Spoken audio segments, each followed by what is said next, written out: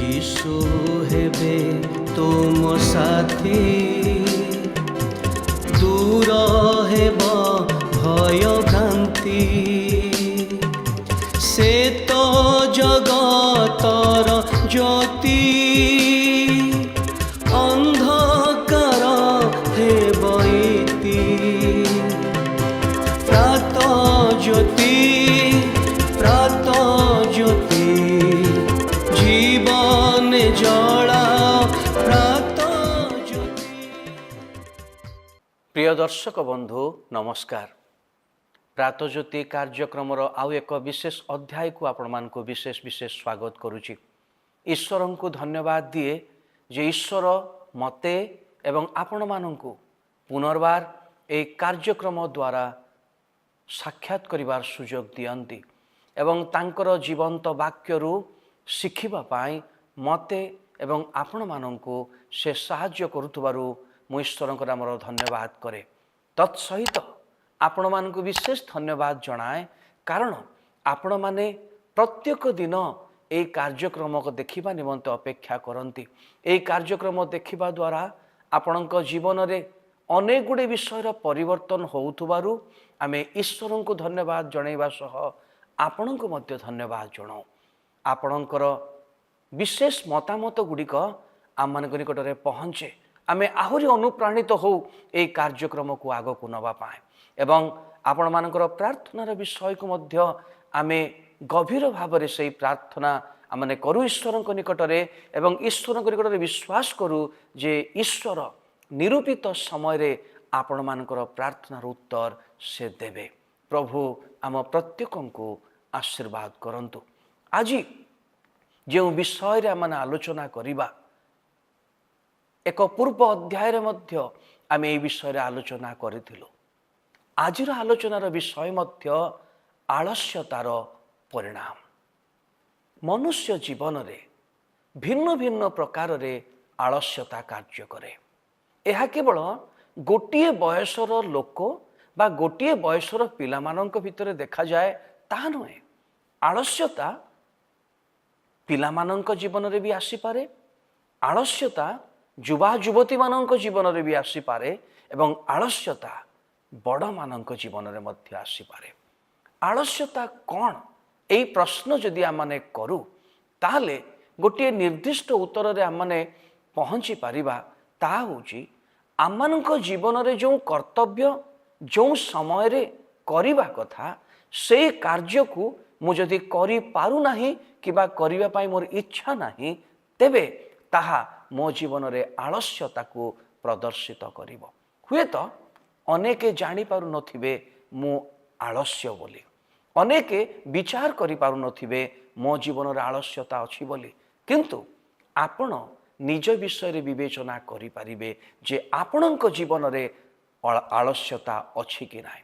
मोर प्रिय दर्शक बंधु, आमे पूर्व एक अध्याय रे आलोचना करिथिलु जे आलस्यता आम जीवन रे रहिबा द्वारा कोन एक भयंकर विषय आम सम्मुख रे अछि एवं से मध्य चोर एवं खंट परी ससज्ज लोक परी से जगिची प्रत्येक जीवन रे प्रवेश करि जिबा पाए। जो मानक जीवन रे आलस्यता अछि से मानक जीवन रे दरिद्रता आसी जीवो। एहा पवित्र शास्त्र बाइबल आम मान को कहिछि एवं ए विषय रे आमे पूर्व एक अध्याय रे आलोचना करिथिलु। मोर प्रिय दर्शक बंधु माने, जने आलस्य व्यक्ति बा जो मानक जीवन रे अलस अछि से मानकर चरित्र एवं स्वभाव कि प्रकार। पवित्र शास्त्र बाइबल रे एक उपयुक्त विषय लेखा अछि। जदि से वाक्य आम जीवन रे आमे बुझिबा पई चेष्टा करू एवं भल भाव रे बुझिबा परे ताकू निज जीवन रे आमे ग्रहण करिया पई चेष्टा करू एवं ग्रहण करि सारिबा परे ताकू जदि आम जीवन रे आमे व्यवहार करिबा प्रयोग करिबा ताहले ताहा मानकर जीवन को आलोकमय करदब, उज्जवल करदब। कारण आजिर आलस्यता दूरीकरण भविष्यतर एक सुंदर भविष्यत को गठन करिवार विषय। आज मोर आलस्यता दूर करिवार समय मु गोटे चरित्र आलस्यर आपण मानकु कहिबी। ताहा पवित्र शास्त्र बाइबल रु हितोपदेश नामक पुस्तक तार 22 अध्याय 13 पद। এই স্থাନରେ এই প্রকার লেখা ଅଛି, অলস লোক কহে ବାହାରେ ସିଂହ ଅଛି, ମୁଁ ସଡ଼କରେ ହତ ହେବି। ଏହା ଗୋଟିଏ ଗଭୀର ଜ୍ଞାନର କଥା। ଜ୍ଞାନୀ ରାଜା ସୋଲୋମନ, ଯାହାଙ୍କର ଜ୍ଞାନର ଚର୍ଚ୍ଚା ଅଛି, ଯାହାଙ୍କର ଜ୍ଞାନ ଈଶ୍ୱର ଦତ୍ତ ଜ୍ଞାନ ବୋଲି କୁହାଯାଏ। ଈଶ୍ୱର ତାକୁ ଏ ପ୍ରକାର ଜ୍ଞାନବନ୍ତ କରିଥିଲେ ଯେ ସେ ସ୍ୱର୍ଗରୁ ଜ୍ଞାନ ପ୍ରାପ୍ତ ହେଲେ ଏବଂ ପୃଥିବୀରେ ତାଙ୍କ ଭଳି ଜ୍ଞାନୀ ପୁରୁଷ ଆଉ କେହି ନଥିଲେ। ତାଙ୍କର ଜ୍ଞାନର ବଳରେ, ପରିଶ୍ରମର ବଳରେ, ଭାବନାର ବଳରେ ସେ ଅନେକ ଗୁଡ଼ିଏ ଆଶ୍ଚର୍ଯ୍ୟ କର୍ମ କରିଥିଲେ ତାଙ୍କର ସାମ୍ରାଜ୍ୟ ସମୟରେ। ସେ ଜଣେ ରାଜା ଥିଲେ, କିନ୍ତୁ ସେ ଚାହୁଁଥିଲେ ଈଶ୍ୱରଙ୍କୁ ଭୟ କରୁଥିବା ଲୋକମାନେ ଏବଂ ଈଶ୍ୱରଙ୍କୁ ଜାଣୁଥିବା ଲୋକମାନେ ସେମାନଙ୍କ ଜୀବନରେ ଆଳସ୍ୟତାକୁ ଦୂର କରିବା ଦରକାର। ଜଣେ ଅଳସ ସବୁବେଳେ ତାଙ୍କ ମନରେ ଏକ ନକାରାତ୍ମକ ଭାବନା ଆସେ।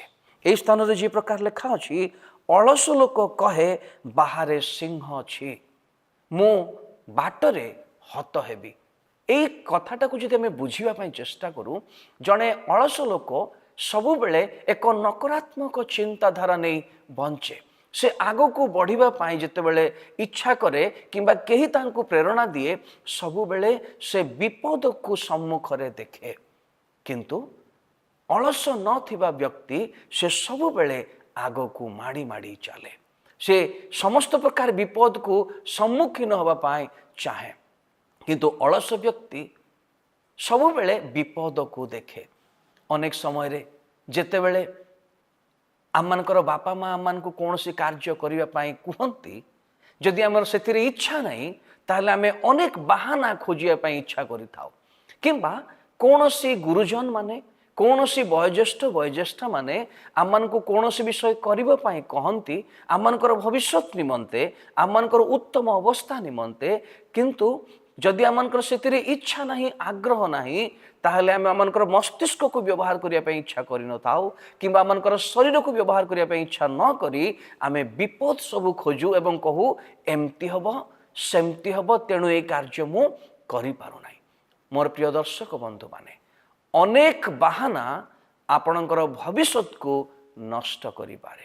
ଅଳସ ଲୋକ ସବୁବେଳେ ବାଟରେ ଥିବା ବିପଦ ବିଷୟରେ ଭାବେ, କିନ୍ତୁ ଯିଏ ଆଳସ୍ୟ ବିହୀନ ଜୀବନ କାଟେ ସେ ସବୁବେଳେ ବିପଦର ସାମ୍ନା କରିବା ପାଇଁ ଚେଷ୍ଟା କରିବ, ସଂଘର୍ଷର ସାମ୍ନା କରିବା ପାଇଁ ସେ ଚେଷ୍ଟା କରିବ।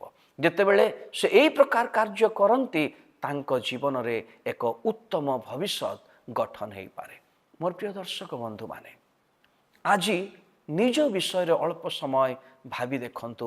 ଆପଣଙ୍କ ଜୀବନରେ ଈଶ୍ୱର ଯେଉଁ ବହୁମୂଲ୍ୟ ସମୟ ଆପଣଙ୍କୁ ଦେଇଛନ୍ତି କିଛି କାର୍ଯ୍ୟ କରିବା ପାଇଁ, ଏହି ସମୟରେ ଆପଣ ଆପଣଙ୍କର କାର୍ଯ୍ୟ କେତେ ପରିମାଣ ଅନୁସାରେ ଆପଣମାନେ କରୁଛନ୍ତି? ନା ଆପଣଙ୍କ ଜୀବନରେ ଆଳସ୍ୟତା ଘେରି ରହିଛି? ପବିତ୍ର ଶାସ୍ତ୍ର ବାଇବଲ ଆମମାନଙ୍କୁ କହେ, ଜଣେ ଅଳସ ବ୍ୟକ୍ତି ସେ ଶଯ୍ୟାରେ ଶୋଇ ଏପଟ ସେପଟ ଖାଲି ବୁଲିବା ଲୋକ ତୁଲ୍ୟ।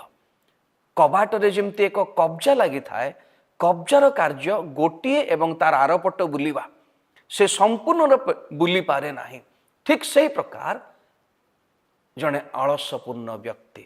ମୋର ପ୍ରିୟ ଦର୍ଶକ ବନ୍ଧୁମାନେ, ଆପଣଙ୍କ ଜୀବନରେ ଆଜି ସୁଯୋଗ, ନିଜ ଜୀବନରୁ ଆଳସ୍ୟତା ଦୂର କରନ୍ତୁ ଏବଂ ବିପଦକୁ ସବୁବେଳେ ଦେଖନ୍ତୁ ନାହିଁ। ନକାରାତ୍ମକ ବିଷୟକୁ ଦୂର କରି ଏକ ସକାରାତ୍ମକ ଭାବନା ଆପଣଙ୍କ ଜୀବନକୁ ଆଣନ୍ତୁ। ଈଶ୍ୱର ଆପଣଙ୍କୁ ସାହାଯ୍ୟ କରିବେ। ପ୍ରଭୁ ଆମ ପ୍ରତ୍ୟେକଙ୍କୁ ଆଶୀର୍ବାଦ କରନ୍ତୁ। ଧନ୍ୟବାଦ।